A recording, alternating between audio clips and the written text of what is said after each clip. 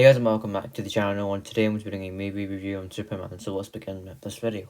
Yeah, the first installment in the new DC Studios universe, I guess you could call it, and the latest film in the long-running Superman franchise.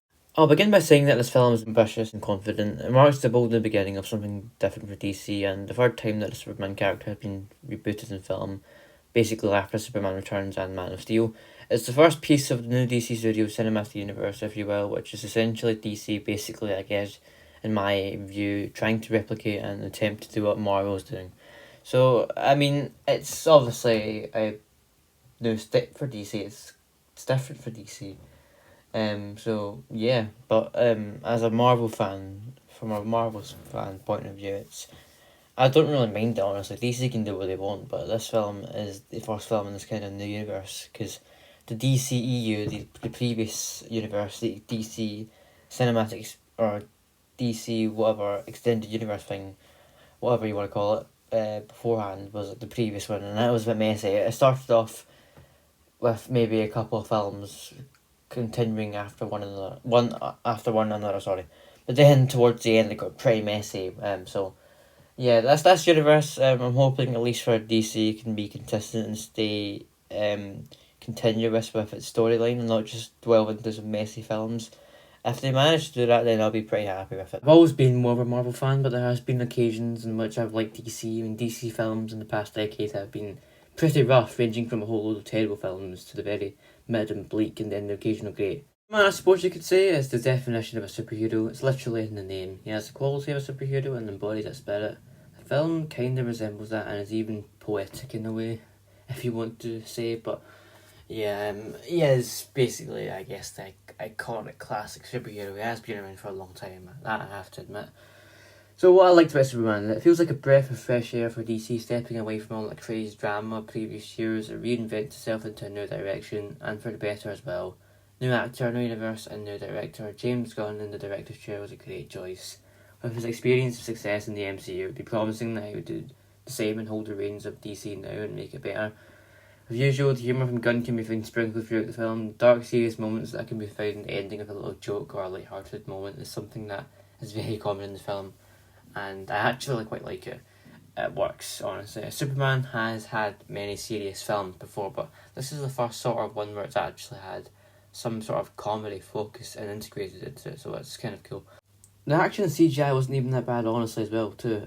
Compared to like recent Marvel CGI, DC takes the win here. It's actually very decent. It's actually not bad. Mind you, nowhere near, like, say, Avatar level, but it's still very good. Good action as well, which is what I like to see. Visually, also very good. A lot of goods here, but I can't lie, there was some good stuff about this film. So that's another plus and bonus. Characters in the film are also very fun. Traditional Superman characters include Lois Lane, Lex Luthor, and Ultraman. Green Lantern, Hawkgirl, and Mr. Terrific also even appear in the film as well, alongside a cameo appearance from Supergirl near the end. Setting up a Supergirl film, I guess. Crypto though, man, he's like the comedic gem in this film. Just go and watch the film and you will know what I'm talking about. The music in this film as well is really well done, and I must say John Murphy and Dave Fleming did an impressive job in the score. Wow, it did make you feel super. All with its positives comes its flaws, and this is where the film has its problems. It starts to get a bit bad. The story was dull, boring, nothing appealing. It was just an average superhero movie plot to me.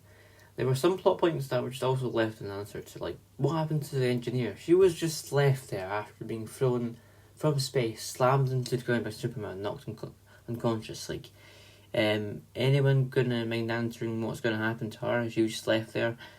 Yeah, I really do wish that, yeah, actually. I know she wasn't like a major character, she was just like a side villain, but like, still, she was one of the more threatening ones in my opinion, so I would have liked to see what happened to her, so, yeah.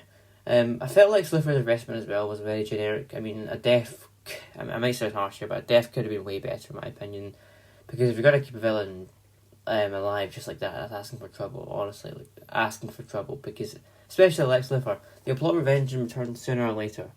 So uneven tone, rushed story, and undeveloped characters that felt pointless add to the list of negatives, unfortunately. Superman being woke as well is also not a great thing, so that also gets added to the list, which is also very unfortunate. I've talked about Superman as a superhero film in general so far in the video already, so I'll talk about it as a film overall. As a film, I don't think it's actually too bad. It's fine as a film watch, honestly. As a superhero film, when you compare it to other films, obviously it's going to have its issues because people are very picky, especially like me. So there will always be people that are unhappy, and some of those people, as I said, including me. But as a film point of view, say you're not a superhero fan, then you just watch Superman for just to say, because you're a film fan, you want to watch a film at cinemas. Does it provide a good, entertaining film aspect? I think it does. I think it's actually okay. It works as a non-superhero film. Well, it's obviously okay. I'm confusing myself now. Anyway, my point is, it's obviously made to be a superhero film because it's Superman, right? But when you watch it as a non-superhero fan point of view, then is it appealing? Is it good? Is it well made? I think it's okay, actually. I think it does work.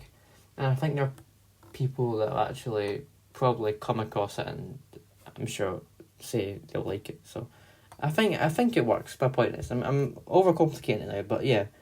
My main point is Superman also works as a film and not just a superhero film. Now the question has to be asked though, when compared to previous Supermans, is David Corenswet the best Superman? Well, for me, from my point of view, my standpoint, it's going to be quite difficult because I haven't seen every Superman film. I'm not the biggest Superman fan, so you guys can let me down. You guys can let me know down in the comments what you think. But all I can say really, I suppose, is I think he's done a good job of portraying the iconic hero, David Corenswet. He's done a good job. He actually was pretty good in this film, better than I thought he would be. And I actually personally already prefer him over Henry Cavill. I don't know how controversial that is, but yeah, he's pretty better. If that makes sense. So the future as well though. Where does the future lie for Superman and DC Studios? Well, I think they're definitely planning on making more films. That's really obvious.